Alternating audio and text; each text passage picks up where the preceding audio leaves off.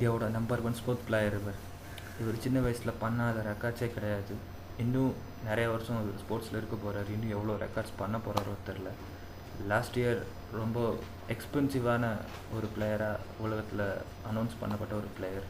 இந்தியாவுக்கு ரொம்ப பெருமையை கொடுத்த பிளேயர். மச்சான் சொல்கிறா. இந்தியாவோட மோஸ்ட் வாண்டட் ஸ்டைலிஷ் டிரெக்டர்னு இவரை சொல்லலாம். இவர் இண்டஸ்ட்ரிக்கு வந்து 2 வருஷம் தான் ஆச்சு. 5 படம் பண்ணியிருக்காரு. பிஃபோர் தட் ஒரு 50 ஆட் ஃபிலிம்ஸ் பண்ணியிருப்பார். இவரோட மேக்கிங்காகவே அந்த ஆட் ஹிட் ஆகி அந்த பிராண்ட் ஹிட்டான விஷயம் அதுதான் அவரோட சக்ஸஸ். ஒரு லைஃப் டைம் ஆஃபர் என்னது? நம்ம எத்தனை நாள் பண்ணதெல்லாம் ஒன்றும் இல்லை. இனி பண்ண போகிறது தான் ரெக்கார்டே. என்ன? 500 crores. 500 crore? How come it's possible, man? எப்படா? நான் ஃபிலிமில் பண்ண ரெக்கார்ட்ஸ் ஆகட்டும், இல்லை நீ கிரிக்கில் பண்ண ரெக்கார்ட்ஸ் ஆகட்டும், யாராலையும் அடிச்சிக்க முடியாது. I agree this. பட் நம்ம பண்ண ஆட் ஃபிலிம்ஸ்லாம் அப்படி இல்லை. ஃபர்ஸ்ட் டைம் இந்த world, no shoot and no telecast. We are going to promote a brand. I am not getting it. Please explain me. Sure, நான் சொல்கிறேன்.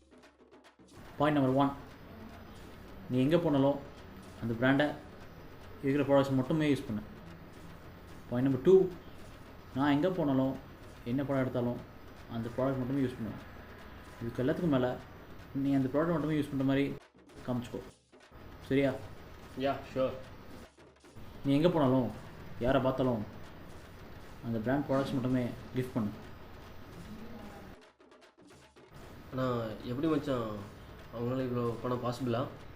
கண்டிப்பாக முடியும். ஏன்னா வேர்ல்ட் ஃபுல்லாக அவங்க கம்பெனி லாஸில் போயிட்டுருக்கு. இந்தியாவில் மட்டும்தான் ப்ராஃபிட்டில் இருக்குது. ஸோ அதனால் கண்டிப்பாக முடியும். ஐ சி. அதுக்கு முன்னாடி ஐ ஹாவ் சம் ப்ராப்ளம். டே என்னடாச்சு சொல்கிறா? காலையில் என்னொருத்தர் இன்சல்ட் பண்ணிட்டான் மச்சான். ஒரு பெரிய ஒருத்தர் வந்தார். அப்புறம் அவரை உள்ளே வர சொல்லிட்டேன். உள்ளே வந்தார்.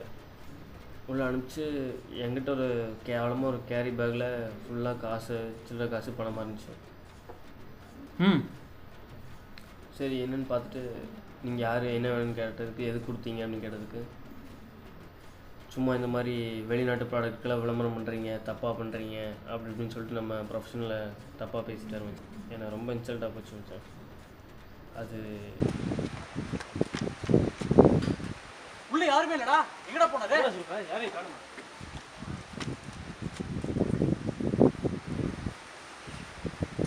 காணும் ஜி.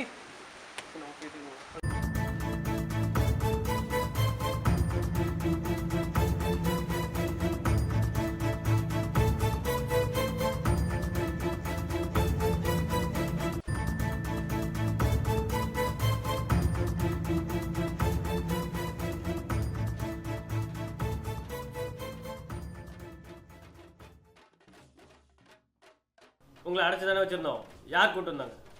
எப்படி வந்தீங்க? என் பையன் தான் காப்பாற்றலாம். என்ன பிச்சைக்காரன் நினச்சிங்களா? சில்லறை சங்கம் கொடுக்குறாரு. நாங்கள் நினச்சா கொடுத்து ஜெயிலில் போட்டுருவோம். ஜாக்கிரதை, பார்த்து. ஸ்டேட்டஸ் தெரியாமல் விளாண்டுருக்கீங்க. வேறு மாதிரி ஆயிரம் பார்த்துங்க. என்ன ஜெயிலில் போடுவீங்களா? எதுக்கு ஜெயிலில் போடணும்? ஏப்பா அடிச்சுக்காதீங்கப்பா, அதை அடிச்சுக்காதீங்கப்பா, வேண்டாங்கப்பா.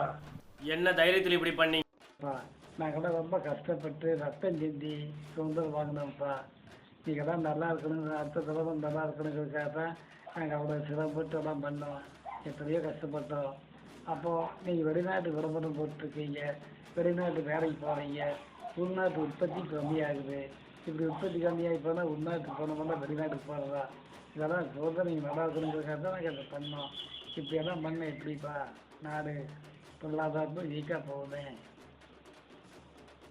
ஆமாம், எங்கள் அப்பா சொன்னதில் என்ன தப்பு இருக்குது? அவர் சொன்னதெல்லாம் கரெக்டு தானே? எல்லாரும் வெளிநாட்டு கம்பெனிக்கு தான் விளம்பரம் செய்கிறீங்க, உள்நாட்டு கம்பெனிக்கு யாரும் விளம்பரம் செய்கிறீங்க. இதனால் என்ன? உள்நாட்டில் இருக்க பொருட்கள் அதிகமாக விற்பனை ஆகிறது. எல்லா பணமும் கொண்டு போய் வெளிநாட்டிலே முதலீடு செய்கிறீங்க. இங்கே இருக்கிற எல்லா பொருளாதாரமும் நலிவடைஞ்சிட்டு போயிட்டே இருக்கு. இதனால் வெளிநாட்டில் இருக்கிறவங்க முன்னேறிட்டு இருக்கானே தவிர நாம் அப்படியே தான் இருக்கிறோம். நாளைக்கு நம்ம அப்படியே தான் இருப்போம். நீங்கள் நினைக்கிறீங்க இந்த விளம்பரம் நாம் பண்ணுறனால யாருக்கு நஷ்டம், ஆனால் டேக்ஸ் கட்டுறோம், எல்லாமே கட்டுறோம் நீங்கள் நினைக்க. ஆனால் ₹1 விற்கிற பவுல் காமுக்கு நீங்கள் விளம்பரம் பண்ணீங்க. அதனால் உள்நாட்டு தயாராகக்கூடிய சீடை, உருண்டை எல்லாம் போயிடுச்சு, காணாமல் போயிடுச்சு.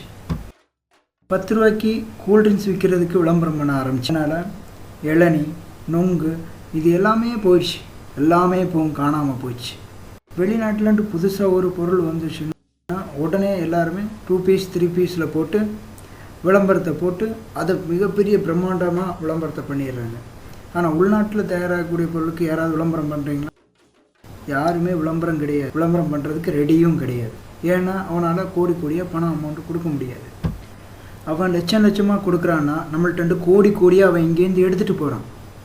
இதை நாம் புரிஞ்சுக்கிறது கிடையாது. இதனால் உள்நாட்டில் இருக்க எத்தனையோ தொழில் நஷ்டத்தில் போகுது, எத்தனையோ விவசாயி தற்கொலை பண்ணுறாங்க. இதனால் நமக்கு என்ன பாதிப்பு? நமக்கு பணம் தானே முக்கியம்னு நினைக்கிறீங்க.